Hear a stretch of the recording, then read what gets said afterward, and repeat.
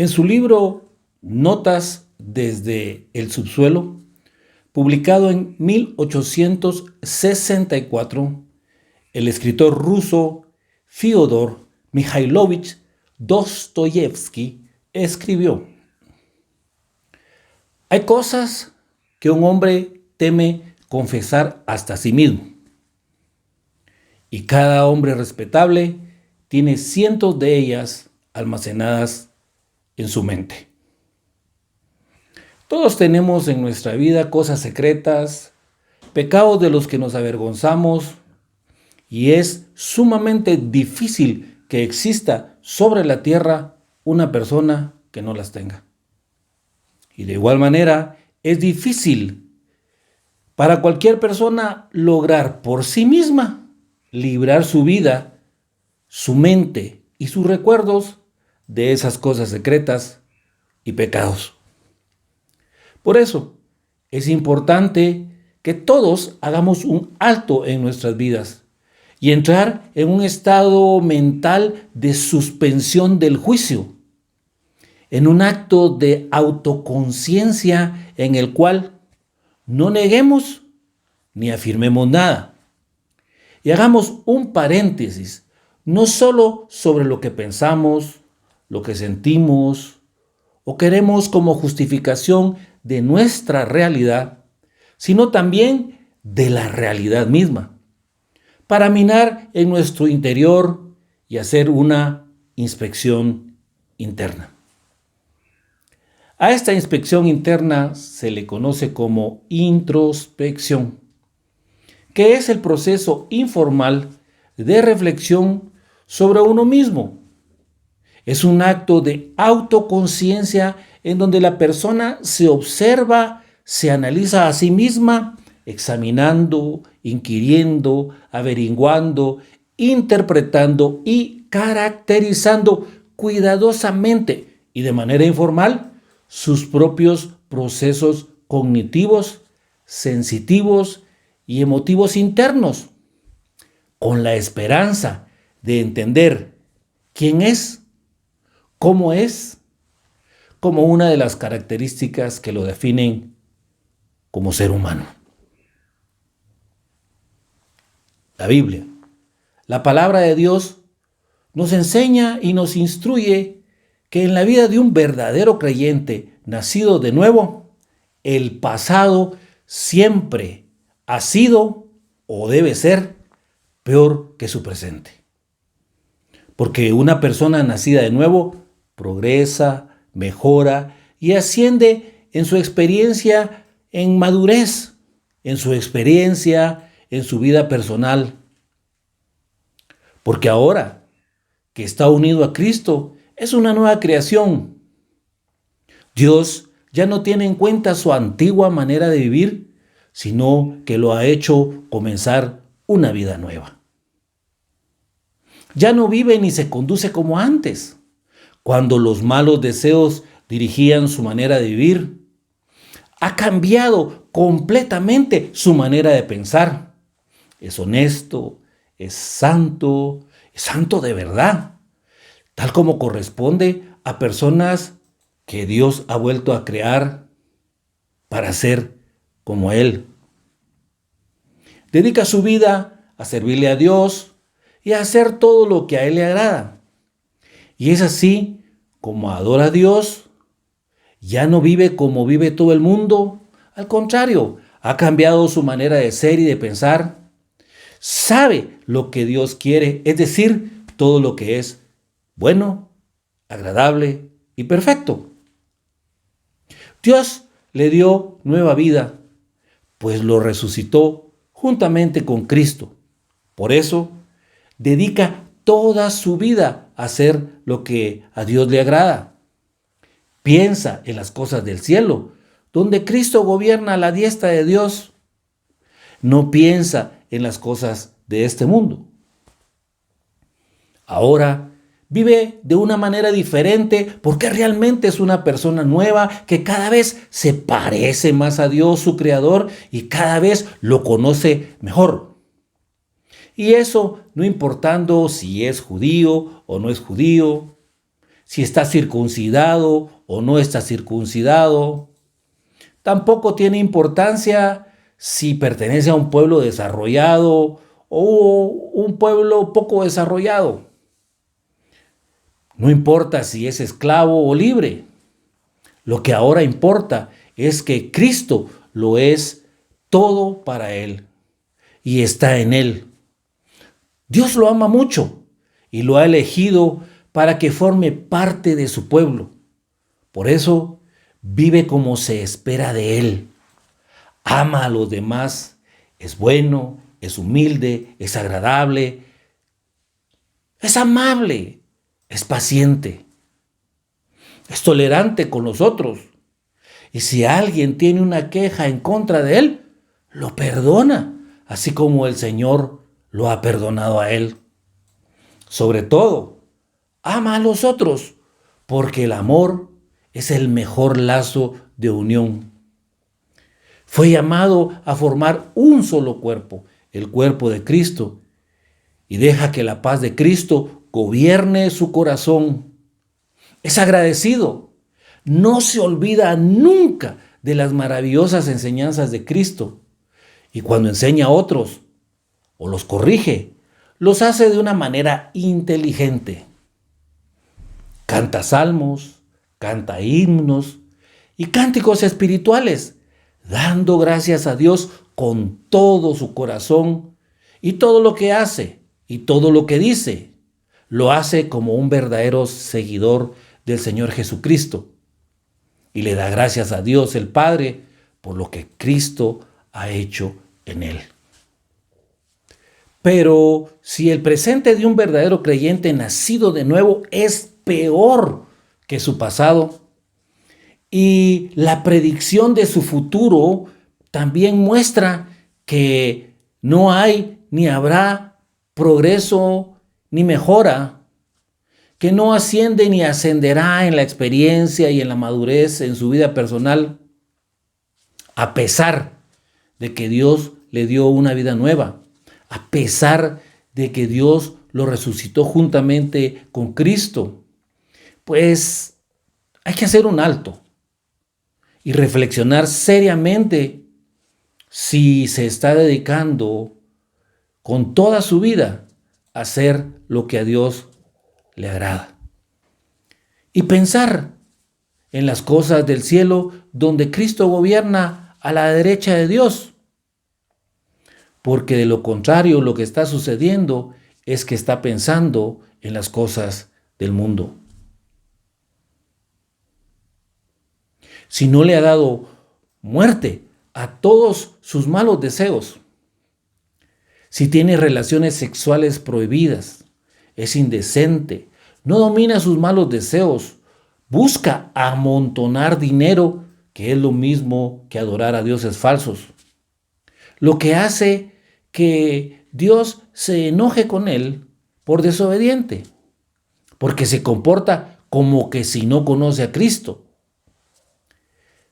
Esto debe hacerle reflexionar y dejar inmediatamente todo esto. No enojarse, no buscar hacer el mal a otros, no ofender a Dios ni insultar a sus semejantes, ni mentirle a otros, porque pues se supone que ya ha dejado la vida de pecado y por lo tanto, por razón de conciencia, pues se tiene el temor del juicio y de la condenación de Dios. Por lo que hasta cierto punto tiene razón de pensar y sentirse así, porque el pecado trae la condenación y además es la obra del Espíritu Santo en nosotros que nos redarguye, tratando de corregirnos. Recordemos que Dios gobierna con justicia y con rectitud, pero sobre todas las cosas, qué terrible debe ser que el Dios de la vida tenga que castigarlo. Por lo tanto, escudriñemos nuestros caminos, porque es aquí en donde se debe hacer un alto en nuestras vidas y entrar en ese estado mental de suspensión del juicio, de introspección, hacer un paréntesis y revisar lo que hemos aprendido, revisar la realidad, pero sobre todo nuestra propia realidad. Buscar y volvernos a Jehová, así como darnos la oportunidad de conocer la maravillosa y fascinante gracia de Dios tan necesaria en la vida de cualquier persona y decidir acercarnos confiadamente al trono de la gracia para alcanzar misericordia y hallar gracia para el oportuno socorro. La gracia de Dios se manifiesta en nuestras vidas y está disponible. Veamos la gracia de Dios el Padre. Cuando nos acercamos al trono de Dios, es necesario que recordemos que Él es Dios de toda gracia. Él es el terrateniente que dio generosamente el pago de todo un día de trabajo a los obreros que habían trabajado solo 1 hora en la viña. Es el Dios que dijo a la pecadora nación de Israel, aún estando en cautiverio, y me alegraré con ellos haciéndoles el bien. Es el Dios que no abandonó a Pedro a pesar de sus fracasos y pecados, convirtiéndolo en un apóstol excelente. Es el Dios que una vez y otra vez ha prometido no dejarnos ni abandonarnos jamás. Es el que espera tener piedad de nosotros, el que está a nuestro favor, no en contra de nosotros. Todo esto y más está resumido en la expresión Dios de toda gracia. La gracia de nuestro Señor Jesucristo. Nuestro Señor Jesucristo, dice la palabra, está lleno de gracia y de verdad, y que de su plenitud tomamos todos, y gracia sobre gracia. Es de la gracia de Dios a través de nuestro Señor Jesucristo, que está lleno de gracia y de verdad, y de su inextinguible plenitud, que los verdaderos creyentes nacidos de nuevo recibimos constantemente bendiciones una tras otra, tras otra, tras otra. Y a esto se refiere la expresión de su plenitud tomamos todos y gracia sobre gracia. Y cuando una manifestación de la gracia de Dios en nuestro Señor Jesucristo apenas desaparece, llega otra, y así llega otra, y otra, y otra. El concepto de gracia sobre gracia, la incesante provisión de gracia, armoniza mejor con la idea de su plenitud que lo que expresa en sí el término gracia. La provisión ilimitada de la gracia de Dios a través de nuestro Señor Jesucristo, indicada por las palabras su plenitud, sugiere un flujo constante e inacabable. La gracia del Espíritu Santo. La Biblia lo llama el Espíritu de gracia, porque es por el Espíritu y por su influencia que recibimos la gracia que se nos ofrece en nuestro Señor Jesucristo. Porque Él es quien ilumina nuestras mentes por la fe, enseñándonos todas las cosas y recordándonos lo que nuestro Señor Jesucristo dijo. Él, el Espíritu Santo, es quien nos sella para el día de la redención, nos regenera, nos renueva, quien nos bautiza en un cuerpo. Por lo tanto, por quien nuestro Señor Jesucristo se hace nuestro con todas sus bendiciones. Pero hacerlo a pesar de Él o tratarlo con desprecio por quien estamos dotados de tantos beneficios es una impiedad extremadamente perversa. Por lo tanto, todos los que voluntariamente hacen inútil su gracia, la gracia del Espíritu de gracia, por la cual han sido favorecidas, están desdeñosamente haciendo cosas en contra del Espíritu de Dios. Por lo tanto, no es de extrañar que Dios considere tan severamente las blasfemias contra el Espíritu Santo. Que Dios se muestre inexorable hacia aquellos que pisotean a nuestro Señor Jesucristo, que nos reconcilia con Él.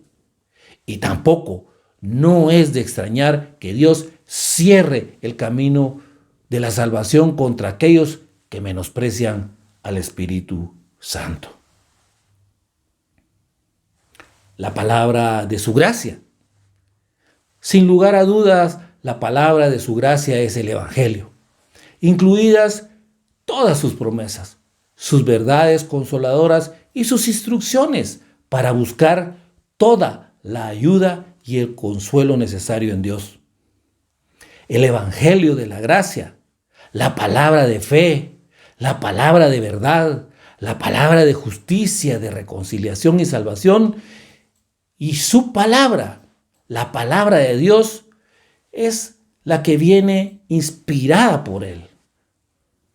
La palabra que es útil para enseñar, para redarguir, para corregir, para instruir en justicia. La palabra de su gracia que hace pública la gracia gratuita, sus misericordias en Cristo Jesús y declara la salvación que es totalmente por la gracia de Dios. Todos tenemos en nuestra vida cosas secretas, pecados de los que nos avergonzamos. Y es sumamente difícil lograr por sí mismos liberarnos en nuestras vidas, en nuestras mentes y nuestros recuerdos de esas cosas secretas y pecados. Y es por eso que es importante hacer un alto en nuestras vidas y entrar en un estado mental de introspección que nos permita observarnos, que nos permita analizarnos y caracterizar cuidadosamente e informalmente nuestros propios procesos cognitivos, nuestros propios procesos sensitivos, nuestros propios procesos emotivos internos, con la esperanza de entender quiénes somos, con la esperanza de entender cómo somos, como una de las características que nos definen como seres humanos. La Biblia, la palabra de Dios, nos enseña que si tú eres un verdadero creyente nacido de nuevo, tu pasado siempre será peor que tu presente y siempre será peor que tu futuro. Porque una persona nacida de nuevo progresa, mejora y asciende en su experiencia, en su madurez y en su vida personal. Pero si tu presente es peor que tu pasado y no se ve progreso, no se ve mejora, no se ve que asciendes en la experiencia y en la madurez de tu vida personal, a pesar de que Dios te dio vida nueva, pues es natural que por razón de conciencia empieces a pensar y a sentir temor por el juicio y la condenación de Dios, porque la obra del Espíritu Santo está trabajando en tu vida, porque recuerda que el pecado trae condenación. Si tu presente es peor que el pasado y tu futuro no se ve tampoco bien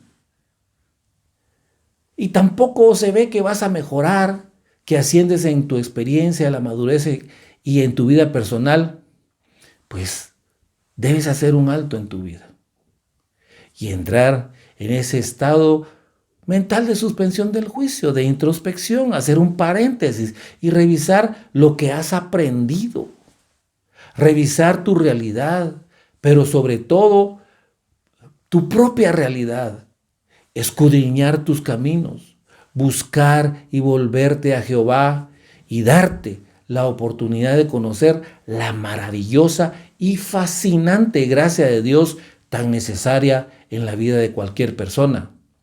Y decidir acercarte confiadamente al trono de la gracia de Dios para alcanzar misericordia y hallar gracia para el oportuno socorro.